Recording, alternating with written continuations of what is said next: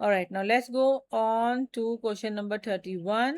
It says, which statement helps explain why an increasing amount of carbon dioxide or methane in the atmosphere causes global warming? So our answer choices given to us: statement number 1, carbon dioxide absorbs thermal energy from the earth.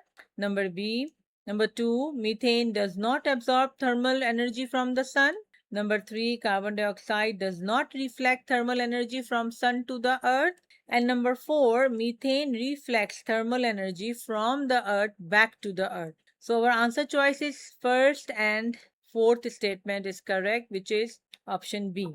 The reason behind is that the greenhouse gases like carbon dioxide and methane allow short wave solar radiation to pass through the atmosphere but absorbs long wave thermal energy emitted by the earth. So this absorbed heat energy is then trapped and reflected back towards the surface, causing global warming. All right, now let's do question number 32. It says that the exhaust gases from cars contain oxides of nitrogen. How are these oxides of nitrogen formed? Answer choice A, which is correct also, that nitrogen and oxygen from air react together at high temperatures in the engine. So option number B, which is not correct, is nitrogen and oxygen from the petrol react together in the car exhaust. No, nitrogen from petrol reacts with oxygen at high temperature in the engine. No, nitrogen reacts with oxygen from the air in the catalytic converter. No. So our answer is A, nitrogen and oxygen from air react together at high temperatures in the engine. The reason behind is that car engines operate at exceptionally high internal temperatures, providing the massive activation energy required to break atmospheric chemical bonds. This extreme heat allows nitrogen gas and oxygen gas from the drawn in air to react directly and form nitrogen oxide. All right, let's move on to question number 33. So it says the structural formula of methyl ethanoate is given. So which compounds are structural isomers of methyl ethanoate? We have been given three options of structural formulas. Our correct answer is B, 1 and 2 only. Now the reason behind this answer is methyl ethanoate, ethyl formate compound 1 and propanoic acid compound 2 all share the exact same molecular formula of C3H6O2. Compound 3 is a diol with a different molecular formula, meaning only compound 1 and 2 are structural isomers of the ester. Alright, now come on, let's go to next question. Our question number 34. What is the total number of covalent bond in one molecule of propane? So it is directly clear answer 10. The explanation is a single molecule of propane, C3H8, features an open chain alkane structure consisting of 3 carbon atoms and 8 hydrogen atoms. This structural arrangement contains 2 carbon-carbon single bonds and 8 carbon-hydrogen single bonds, totaling to 10 covalent bonds. Alright, now let's do question number 35.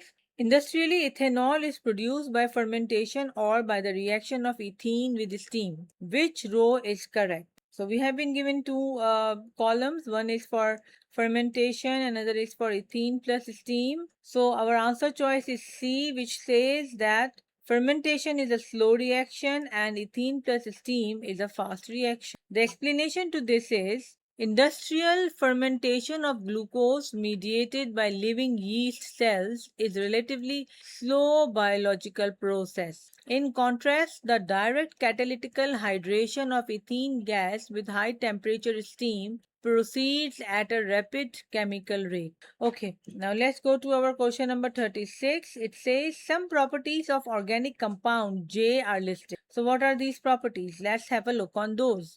First, they are telling us that it is a liquid at room temperature. Second, it is soluble in water. Third, a solution of J reacts with calcium carbonate to form carbon dioxide. And then last is a solution of J has pH of 3. So in which homologous series does J belong? Alkane, Option number B, alkene. Option number C, alcohol.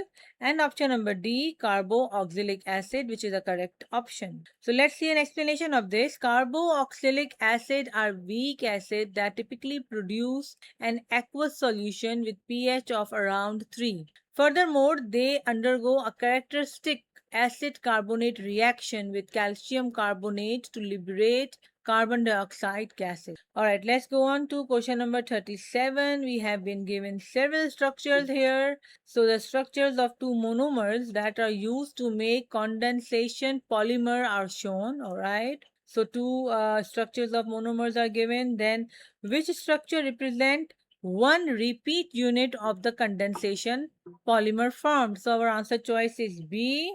And the reason here is that condensation polymerization between a dicarboxylic acid and a diol eliminates water molecule to form ester links. So the resulting repeat unit must show acid monomer residue connected via a oxygen atom to the alkane chain of the alcohol monomer. So you can see this is the structure number B, which shows that the resulting units is acid monomers. You can see here H are all forming the acids, and then oxygen connected here also to the alkane chain to the of the alcohol monomer. All right, let's go to question number 38. Which item of apparatus is used to measure 25 centimeter cube of aqueous sodium hydroxide? So it is option D. The explanation is a volumetric pipette, which is this structure, option D,